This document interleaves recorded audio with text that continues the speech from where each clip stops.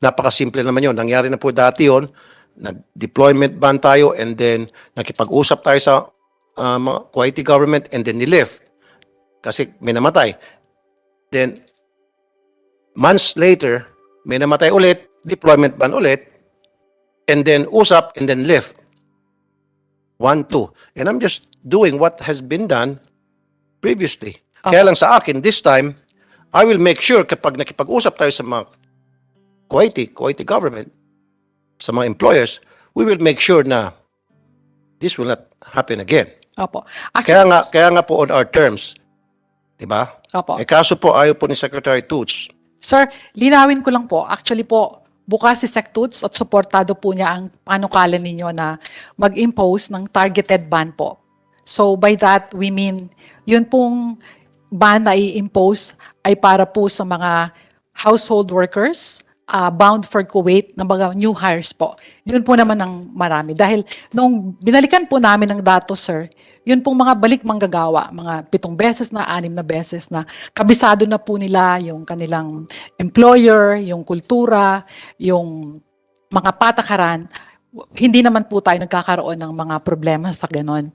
Ang bulto po ng ating mga problema na nagkakaroon po ng pagmeltrato ay nandun po sa mga new hires na umaalis, sir.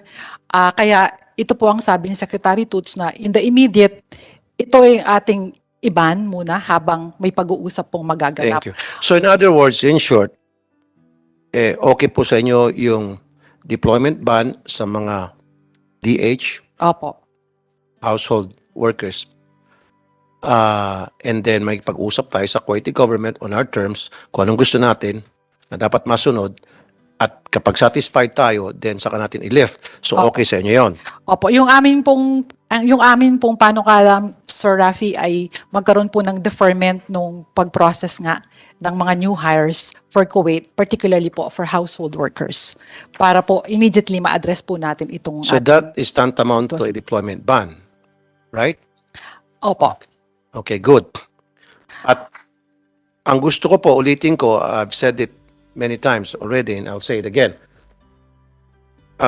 Before that, I'd like to acknowledge Senator Jinggoy Estrada's presence. And now, I can declare a quorum.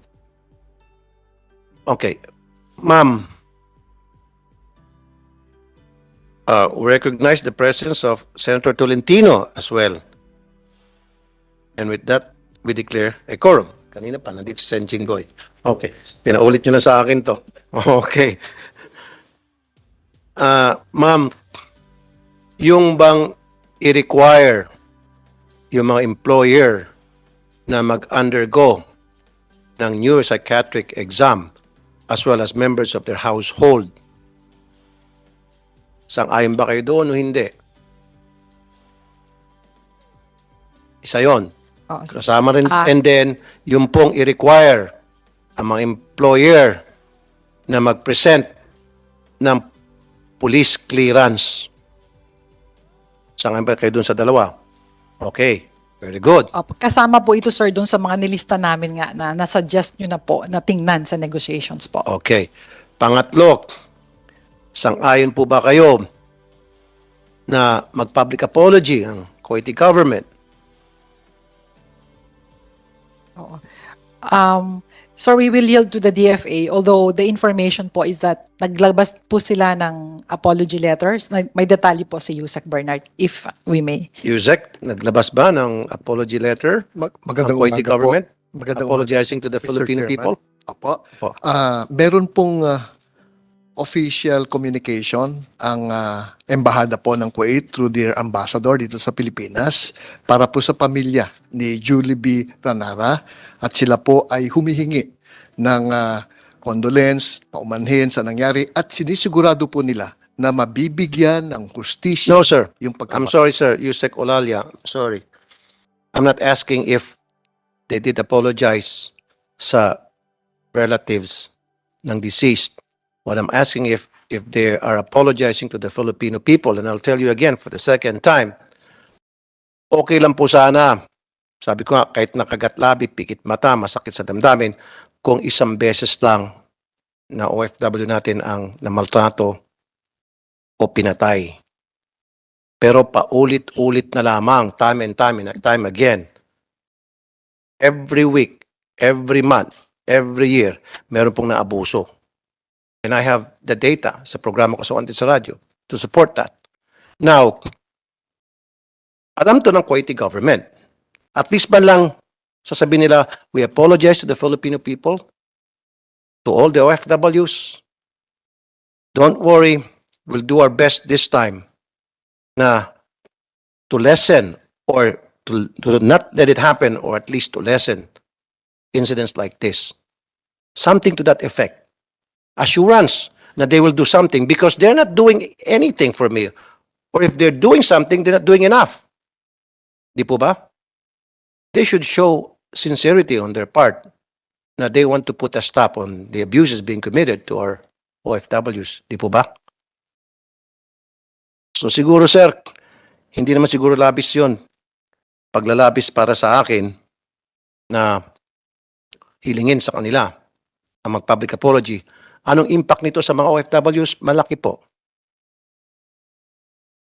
Yung bang moral nila, tataas na yung gobyerno humingi ng patawad. Yung gobyerno ng Kuwait humingi ng patawad at ngayon na unawaan yung aming kalagayan at yung gobyerno ng Kuwait pala ay meron ang gagawin para matigil na ito. Yung gobyerno ng Kuwait, naramdaman pala nila yung aming naramdaman. Diba? Yun lang po yun eh.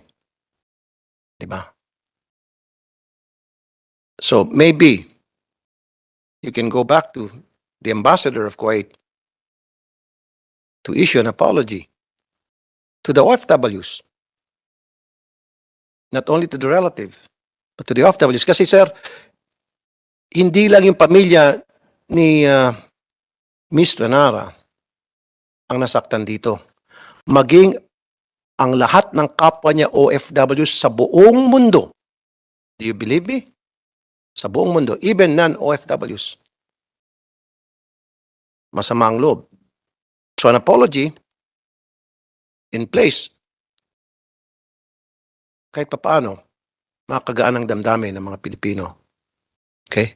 Masaklap, masakit, at mabigat sa damdamin ang isang kababayan natin na harapin at pag-uusapan ngayong araw na ito.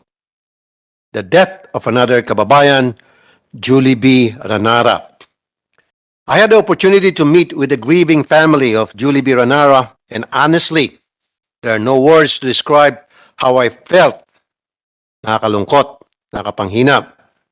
But more importantly, as a public servant who have devoted most of my career in helping our OFWs, it is extremely frustrating na wala akong nagawa. Wala tayong nagawa para man lang naisalba na sana ang kawawang si Julie B. No one deserves to die while toiling for another's family, and no one deserves to die in such brutal manner.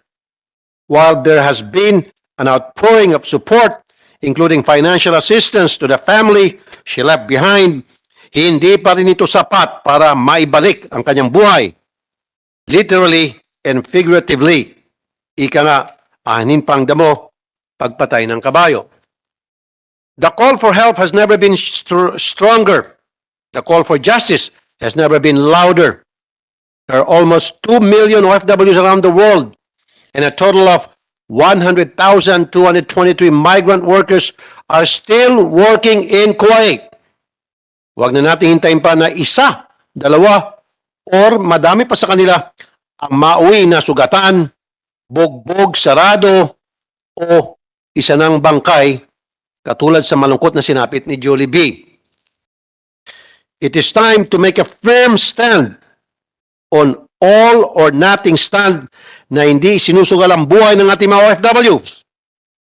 Yes, we can enter into bilateral agreements, but our terms should be clear and unequivocal. If there are violators to such agreements, we have to prioritize the welfare for OFWs and act in the soonest possible time. Make these violators accountable and liable without concession.